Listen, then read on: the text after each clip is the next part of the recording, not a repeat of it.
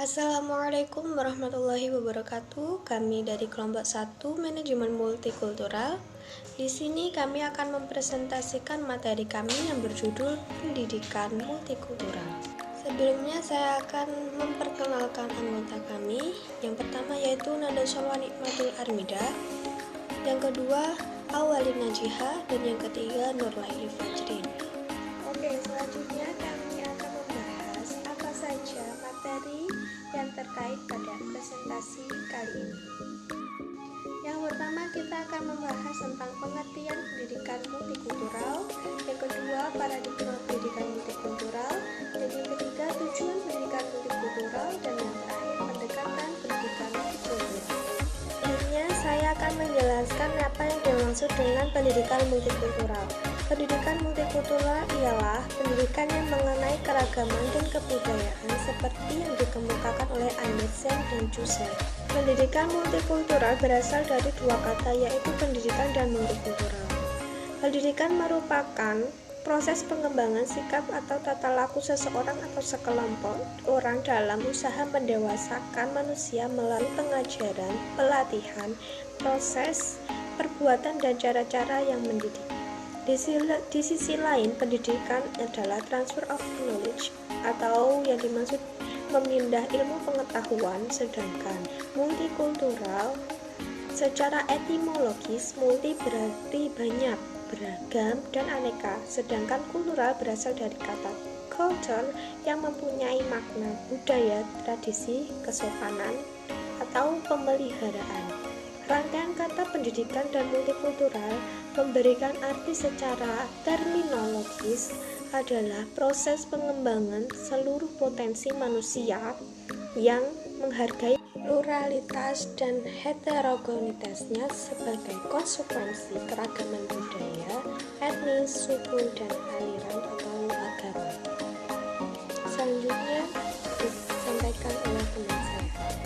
Saya Awalin Najiha akan menjelaskan mengenai paradigma pendidikan multikultural. Yang perlu kita ketahui tentang paradigma pendidikan multikultural yaitu pendidikan multikultural sendiri merupakan pendekatan progresif untuk melakukan transformasi pendidikan yang secara menyeluruh membongkar kekurangan, membongkar kegagalan, dan membongkar praktik-praktik diskriminasi dalam proses pendidikan. Pada prinsipnya sendiri, potret pendidikan multikultural merupakan pendidikan yang dapat menghargai perbedaan. Karena itu, dengan perbedaan tersebut tidak menjadi sumber terjadinya konflik dan perpecahan di tengah-tengah masyarakat. Paradigma pendidikan multikultural sendiri dalam konteks keindonesiaan sesuai dengan keragaman di tengah-tengah masyarakat Indonesia telah dikemukakan oleh Groski bahwa pendidikan multikultural mencakup 3 aspek, yaitu yang pertama aspek transformasi diri, yang kedua yaitu aspek transformasi sekolah, dan yang ketiga yaitu aspek transformasi masyarakat. Karena itu pendidikan nasional mempunyai visi dan misi yang menegakkan dan menghargai pluralisme, demokrasi, serta humanisme, sehingga realitas sosial di masyarakat menjadi generasi penerus, yaitu generasi multikultural yang menghargai perbedaan, menegakkan nilai demokrasi, keadilan, dan kemanusiaan. Kemajemukan merupakan ciri dari khas bangsa Indonesia, seperti yang telah diketahui bahwa Indonesia merupakan negara kepulauan dengan jumlah pulau terbesar di dunia. Pada satu sisi kemajemukan, masyarakat memberi side effect atau dampak secara positif, namun secara lain juga ada dampak secara negatif.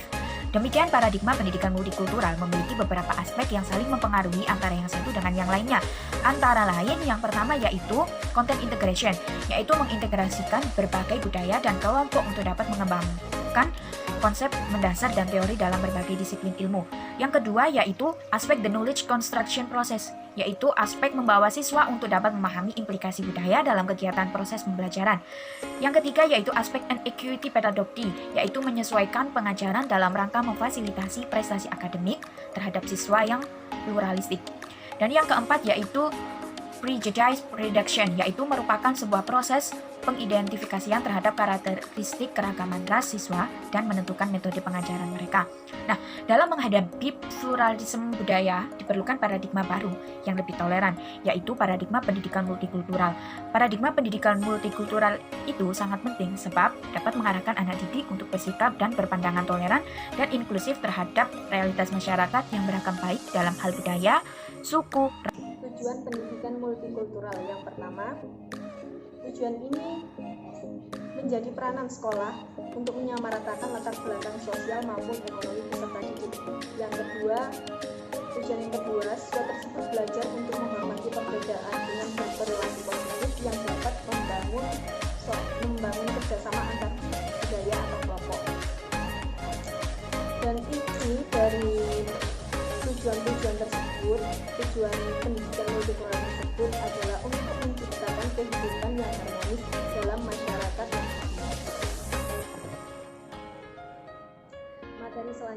yakni pendekatan multikultural. Yang pertama, pendekatan ini mengembangkan kompetensi kebudayaan di kalangan peserta didik. Yang kedua, pendekatan ini memiliki kecenderungan yakni untuk meningkatkan eksplorasi pemahaman yang besar mengenai perbedaan dan kesamaan etnik. Dan yang ketiga, pendekatan ini dilakukan dengan mempertahankan dan memperluas solidaritas kelompok. Kemudian pendekatan yang keempat ini meningkatkan kompetensi dalam beberapa kebudayaan yang ditentukan oleh situasi. Dan yang terakhir, pendekatan ini berfokus pada peningkatan kesadaran atau multikulturalisme sebagai pengamatan normal.